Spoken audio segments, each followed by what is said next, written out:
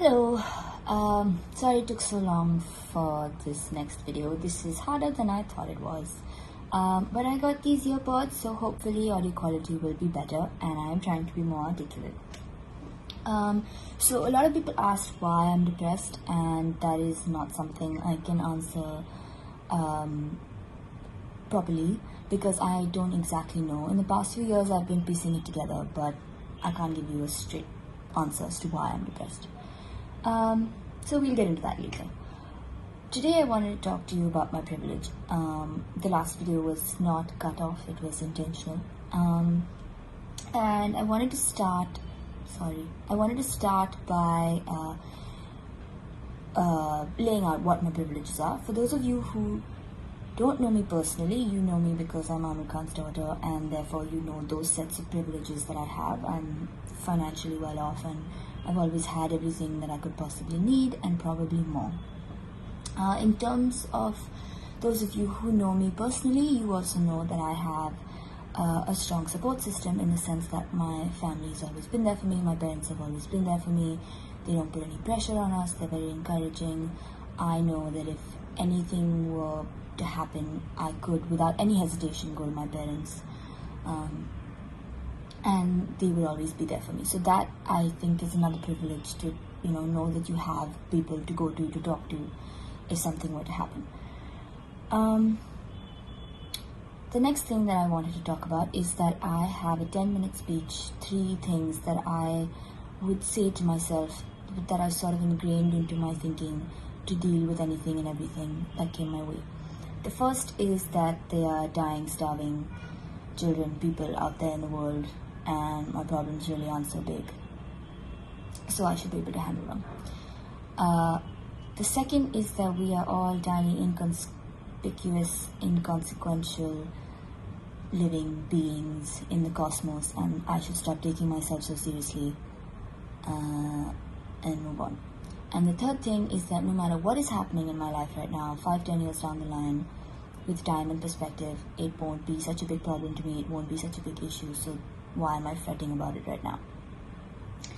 And this is a very solid 3-point strategy to make yourself get over anything, to the point where I didn't even get to the point where I got upset about something. I didn't even get to the point where I was sad or anything. I would just let go before I got there. I thought I had attained nirvana, which I had not. But anyway, this is what I would do. So between the time when my behavior started to change and the time that I asked for help was about 3.5 years. And in those 3.5 years, I would still use this strategy, and it did not help. So I stopped taking care of myself. I started sleeping a lot and thinking it was normal, or not realizing that I was sleeping so much.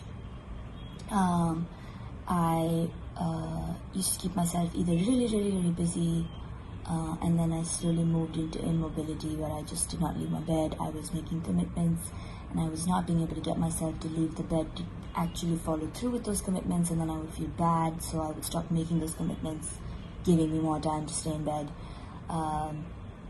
I started to isolate because I didn't want to be in a bad mood around my friends. I used to have a lot of control over my emotions, but suddenly I didn't have that control anymore, and I didn't want to unnecessarily put them in a bad mood, because there was no reason for me to be in this bad mood, so there's no point telling them, there's no point talking to them. What will they say to me?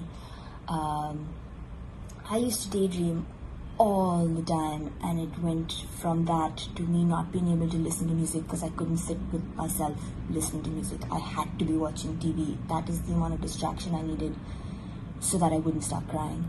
And crying was a big thing because I'm not the kind of person whose response to things is to cry. After 12, I stopped crying, and then suddenly at 17, I would start crying, and it still be that the number of times I cried began to increase, and how long I cried for began to increase, and I did not know why I was crying. And it would just randomly happen in class. I'd start having tears, and then I would feel like I was going to break down and howl, but I didn't want to do because I were in class and we were discussing something completely not sad. So I didn't know why I was crying. And so over the years, that whole time, either I would ignore it or I would try and rationally figure it out and deal with it myself. And so towards the end of it, I was crying and I was feeling so bad that I was in this place where I was crying and I was not being able to do the things that I normally do. And I was just like, why is this happening? And so I would try and rationally figure it out. What could I possibly be so upset about? What bad things have happened to me in my life? When I was young, when I was small, my parents got divorced. But that to me doesn't seem like something that would traumatize me, because my parents' divorce was amicable. They are friends. The whole family is still friends. We're not a broken family by any means. My parents were very good about being parents to Janelle and me even after the divorce. And when people would say, oh, I'm so sorry to hear about, your parents being divorced, I'd be like, what are you talking about? Why is it? It's not a bad thing. Another privilege, I didn't realize that it was no sad thing. It could, it could be something that could scar you. It didn't scar me. I don't remember most of it, but I always felt like my parents' divorce is not something that bothered me. So that can't be a reason why I'm feeling so sad. When I was 6, I got tuberculosis, and now, I've watched my dad's episode on Moviez, and I know that you can get TB, and then strains of TB that are incurable, and you have to cut your lungs out, and it's all horrible. But I had TB outside my lungs, and I had regular TB, and I went to the hospital for 4 days, and got to bunk school, and watched TV all day. So for me, it was not such a big deal. It didn't scar me so much. So, I got lucky. Pretty easily dealt with that. Not something that would make me feel so terrible today.